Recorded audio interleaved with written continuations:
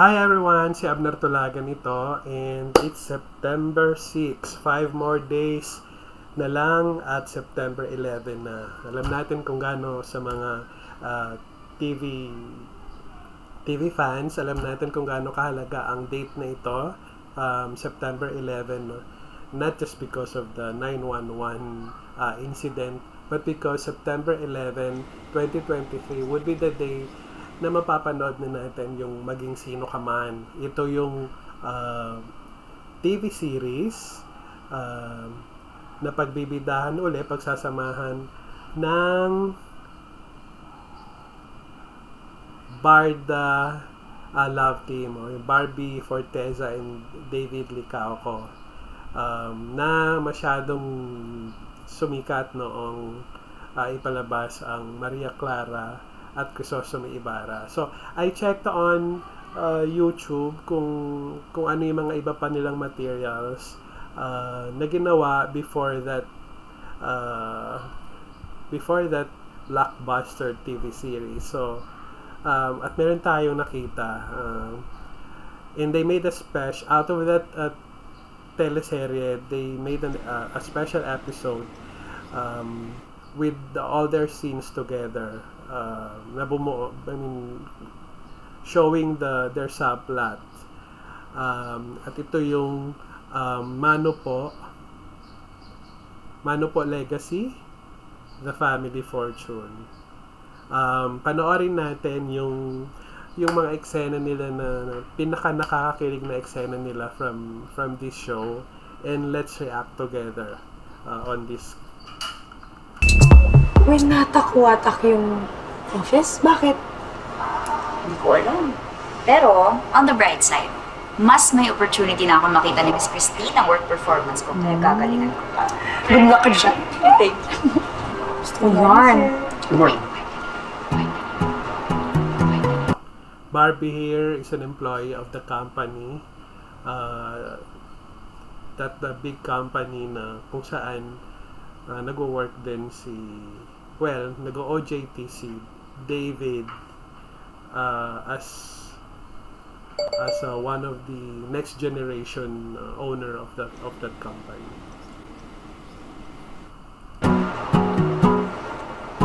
Oh, sabihin nyo na naman, ini-stalk ko kayo, ha?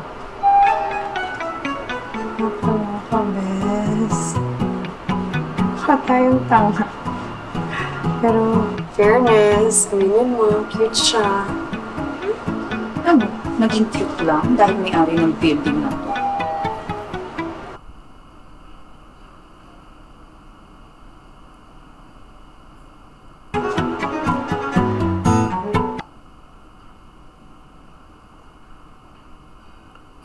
Yes, okay.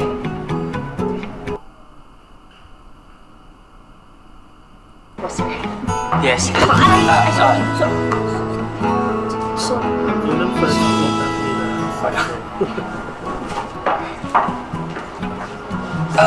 Yeah. Okay lang ba kung samahan mo ako sa labas? Ako ba? Nainutos kasi si Auntie. Tara. Sige. Aya? Dami mong close encounters sa mga Chan boys, ha? Hindi ako medyo.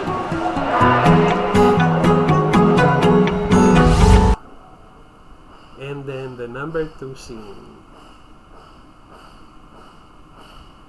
So, parang pamangkin si David.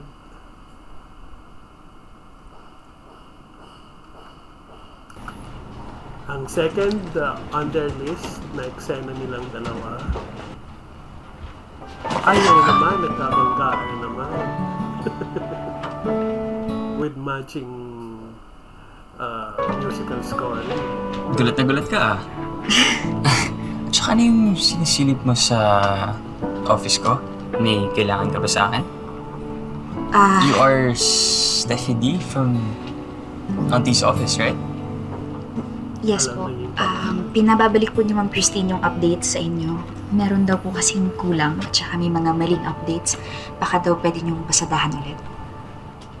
Okay. Thank you. Eh?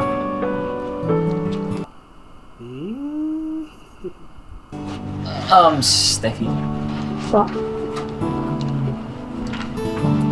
Good morning, Anto. Siyempre, merong third party. Wow! Parang hindi kaya ito masaya makita ko. Ganda ako ah. Hindi naman, nagulat lang talaga ako. Let's go to your office. I have something to tell you. Come on. Mga second look, third look, fourth look. Oo nga, parang...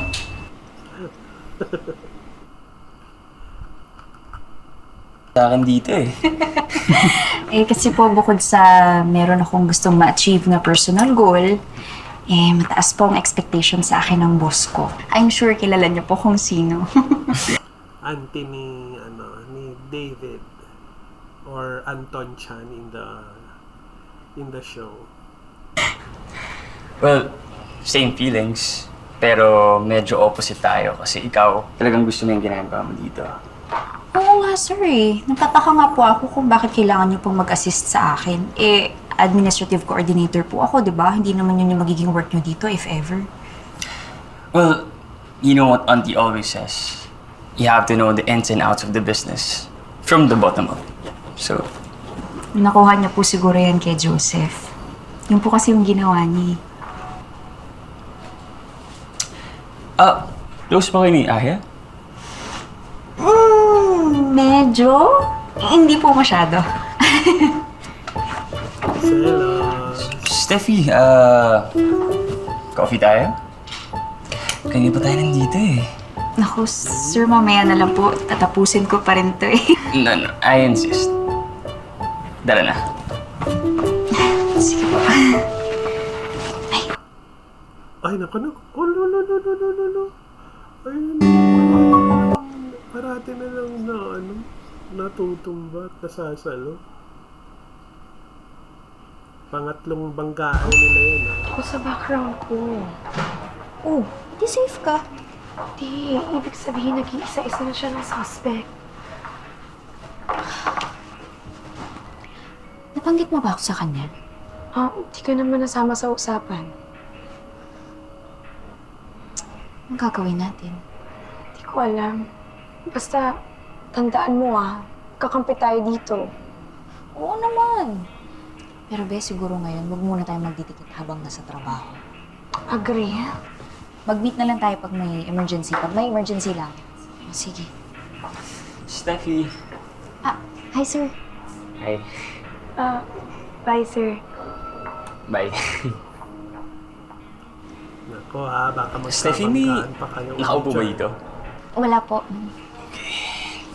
Lang ako. Wait, yung friend mo ba hindi sasabay sa'yo? Sir, kasi, kailangan na siya agad sa kanila. Sana all kailangan, no? Aba, sir, alam mo yung sana all? Grabe ka naman sa akin. Ano ka alam mo sa akin galing sa sinaunang panahon? Galing sa sinaunang panahon. Papunta pa lang kasi wala pang Mikay dyan. So, susundin niyo na po pala yung payo sa inyo ng kalimang auntie eksena ninyo. nito. Kaya lang, wala po akong alam sa alahas eh. Siguro mas okay po kung si Sir Joseph na lang tanungin niyo. Sorry pala, you had to hear that. Anyway, wala si Joseph eh. Umalis. May mission kasi. So yun na nga, Steffi. Kailangan ko kasi ng gift para makipag-ayos si girlfriend ko. Talaga naman She would like, so I figured na kailangan ko ng opinion ng isang babae.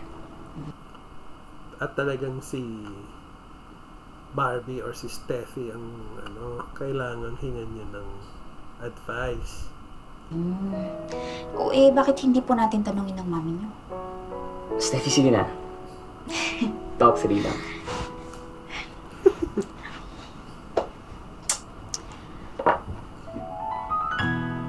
Sir, suggestion lang.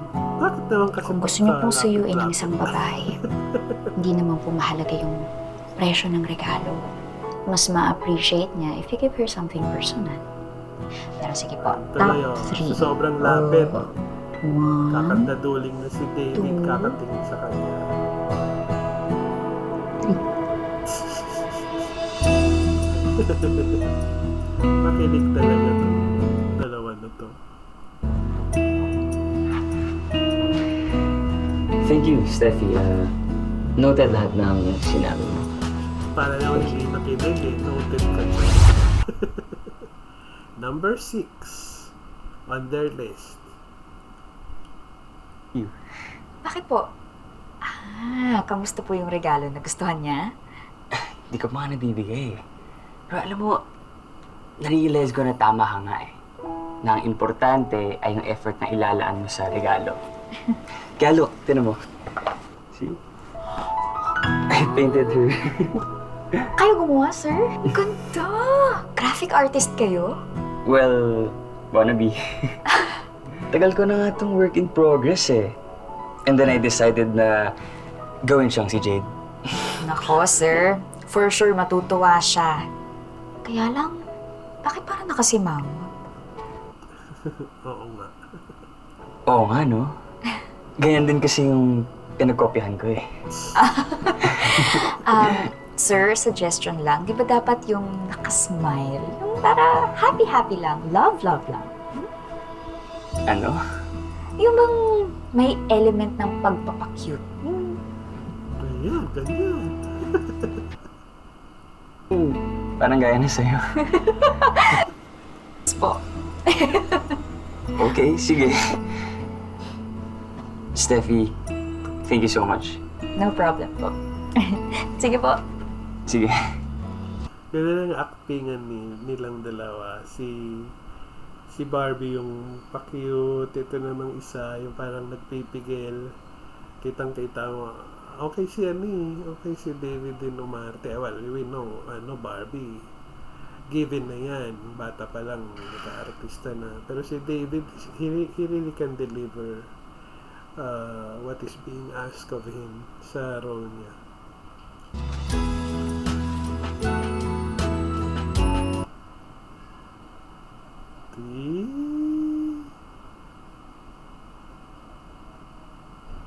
Number 7 on the list.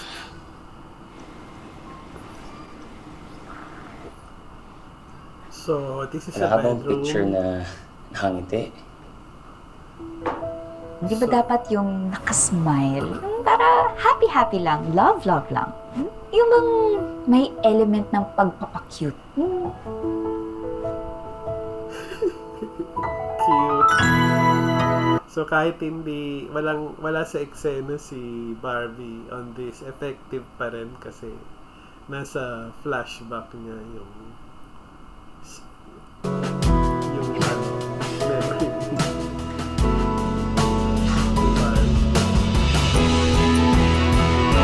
Ganda.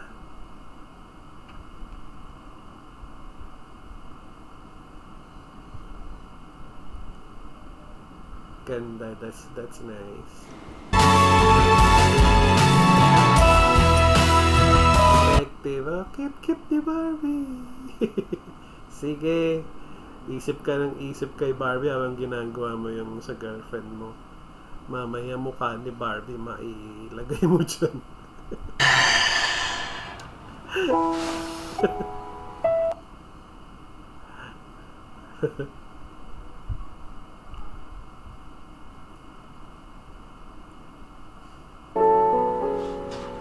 Parang mukha nga ni Barbie.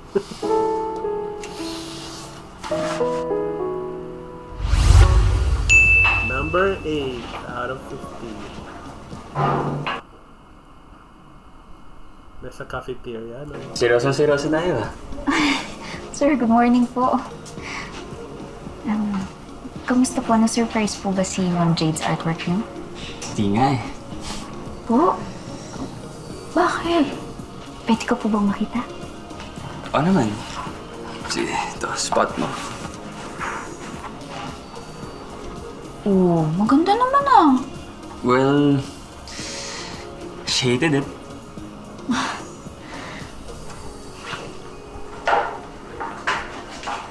Ano order mo? Treat na kita. Naku, sir, wag na po. Hindi, ano ka ba? I insist. pa-thank you na rin dahil nagkapatigil mo ni Jade. So, pili mo ng necklace. You're welcome po. But I also insist na huwag niyo na po akong ilibre. Aba, may pride si Steffi. Character ni Barbie. Thank you. Okay. Pakiramdaman. Ang galing talaga nila. Dito kinikilig ang audience eh.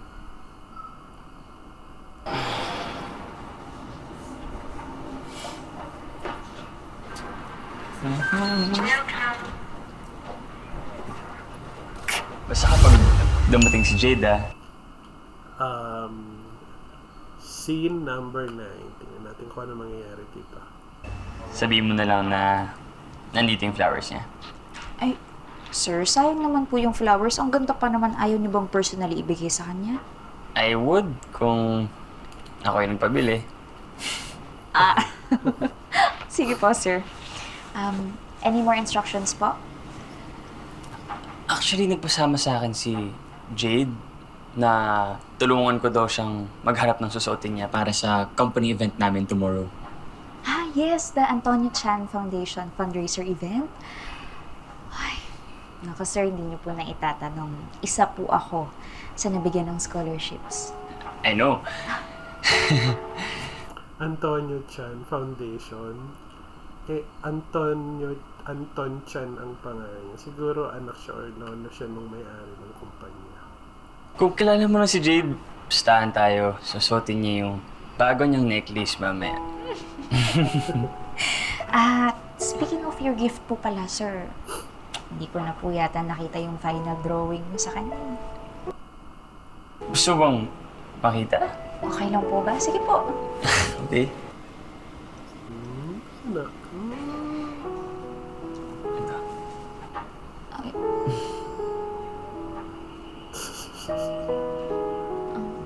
Bakit?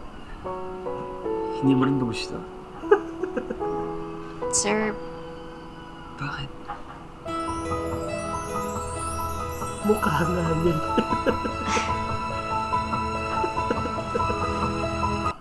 Yan tayo eh. Sabi ko na nga ba eh.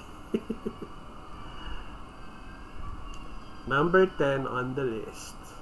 Nakakatawa yung Excel na yun. You need from the admin of Monte Blanco. Tell them it's upon my orders. And also be careful with those files na makukuha ninyo sa office nila dahil confidential ang mga yon. Huwag ninyong iwan na nakakalat. What can I do for you? Sasabihin ko lang sa'yo sana, auntie, na sabay tayong pumunta ng press conference. Mamaya. Okay. Nagbibigay lang ako ng instructions kina Joseph at Steffi. They'll be working together. Together. Yeah. Seselos. Ko. Kaya pinasama ko na rin si Steffi para makatulong. Madami pa kasing pinapagawa sa amin si Auntie. That's why hindi kami makakasama sa press conference. Selos talaga. Sasama, auntie? Oo, wala naman silang gagawin doon, hindi ba? saka marami din po kaming papeles na kailangang asikasuhin.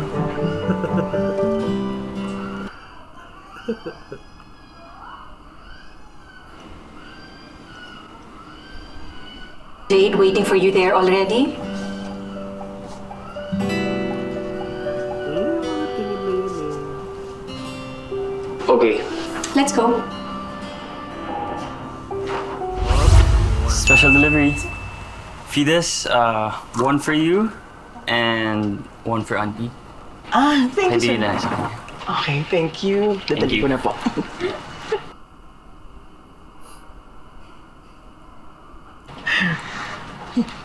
Thank you, sir. Tinanong ko kasi si Fides kung ano yung gusto nilang inumin ni auntie. And of course,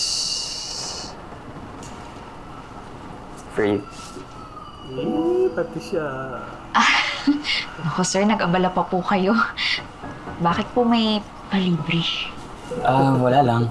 Hindi na kasi kita nakakasabay sa coffee shop sa baba. Naku, sir, thank you, pero hindi ko po yan matatanggap eh. Kasi, nagbabawas po ako ng kape. Kasi po, minsan napapalpitate ako, nag-acid reflux. Ganun ba? Mm-mm. Sorry, hindi ko kasi alam eh. But, do you want anything else? Fruity, iced tea, refresher, kahit ano. Bibilang ata. Naku, sir, Anton, wag na po. Okay lang po ako. But I appreciate the gesture. Thank you. Okay, sige. Sayang naman. Saan na?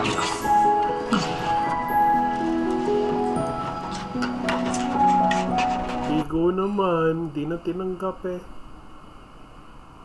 Number 12. Sakali. Oo nga po, sir. Thank you. So, kaya...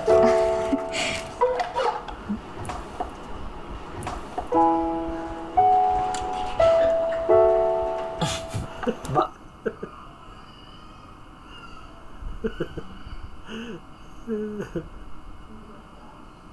Tunog masarap lang. Ay, Stella. Pwede na. Ganda-gandahan ni Barbie, no? Pinagsisigaw sa Okay na.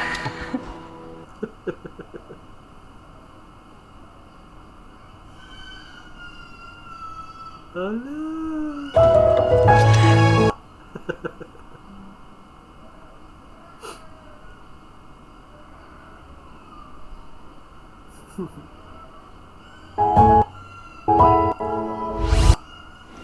Number 13. Steffi, can you please reconsider? Nag-resign siya. Lahat gagawin ko para mabawi ng pamilya mo yung utang namin sa inyo. Sir, hindi po ito tungkol sa pera. Hindi naman lahat pinaglalaban dahil lang sa pera. Steffi, I'm sorry this had to happen.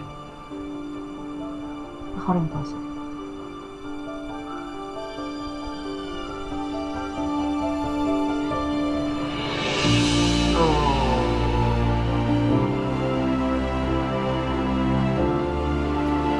About family conflict na ito kasi na-mention na Steffi, lagi mo nang tatandaan na kung may kailangan ka, kahit ano pa yan, lahat gagawin ko para sa'yo.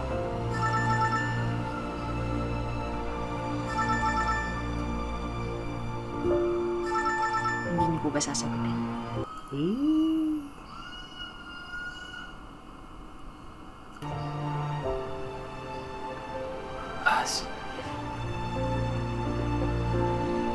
Steffi, Pati niya kasi nabol. Number 14.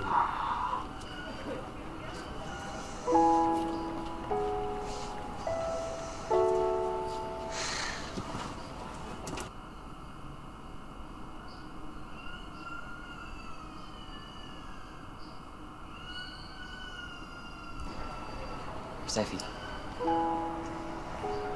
Good morning. Good morning po. Anong floor ka pala? Sa executive floor po. Sakto dun din ako eh. Sabay na tayo. Sige po.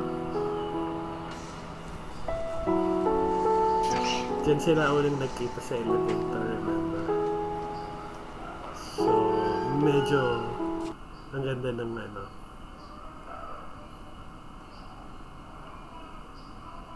Parang complete cycle.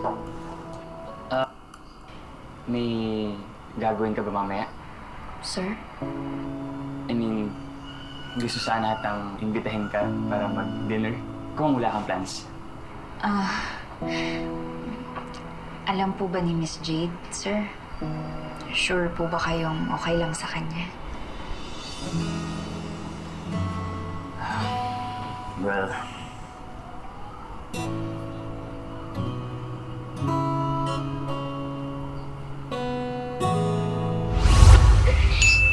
Number 15.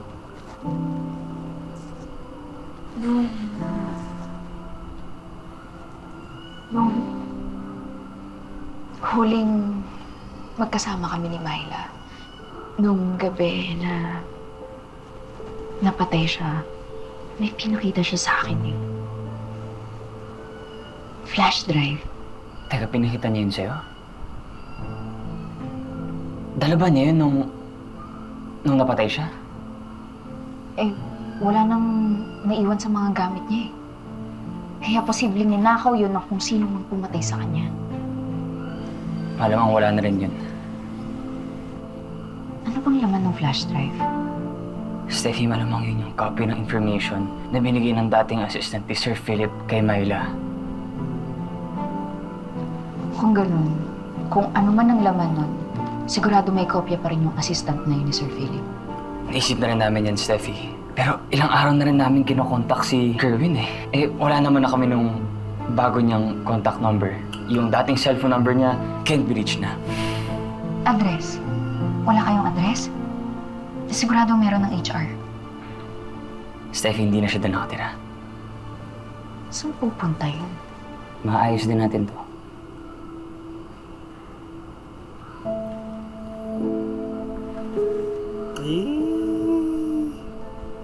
Yan tayo eh. Anton eh. And Steffi, please, huwag mong iisipin na may kinalaman ka sa pagkamatay ni Myla. Okay? Mukhang meron ding crime na nangyari dito sa show na to. Pero mukhang ang ganda nung ano nila, ang ganda nung kanilang subplot sa kanilang dalawa. Mukhang kaabang-abang din yung kwento nila. So kung gusto niyo siyang panoorin, you could just